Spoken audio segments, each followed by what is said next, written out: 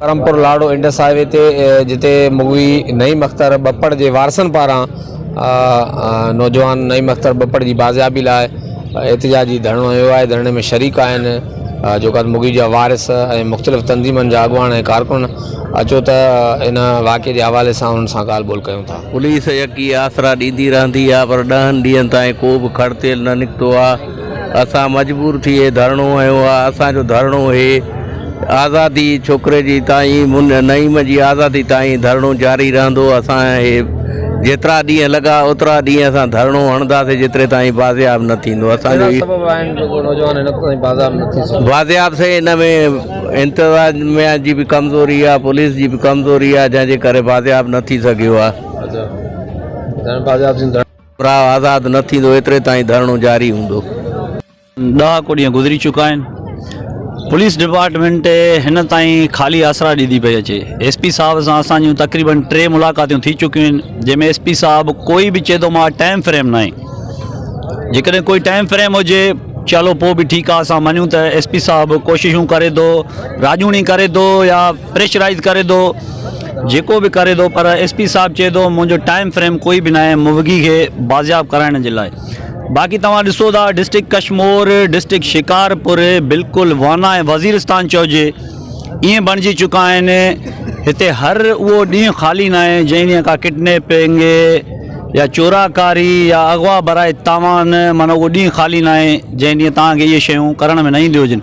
ख़ुदा रा असां सभिनी खे चूंडियल नुमाइंदनि खे, SSP साहब के, DC साहब के इहा ई अपील था कयूं त ख़ुदा रा सिंधियुनि माण्हुनि खे ईअं हथु वठी तबाह न कयो वञे, त ख़ुदा रा पंहिंजे सिंधी माण्हुनि जी मालिकी कयो, उन्हनि खे हथु वठी ईअं माना हिकिड़े जीअं चऊं चंद टके जे धाड़ेलनि खां ईअं न मारायो।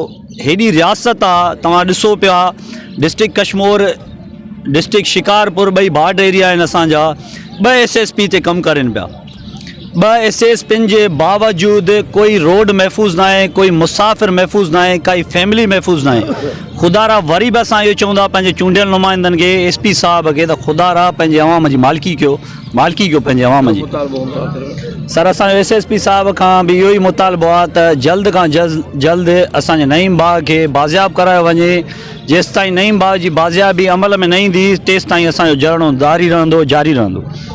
बप्पड़ के गुज़िरियल 10 ॾींहं हुआ जेको हिकिड़े धाड़ेल जे कब्ज़े में बांदी पड़ियो वेठो आहे थियो।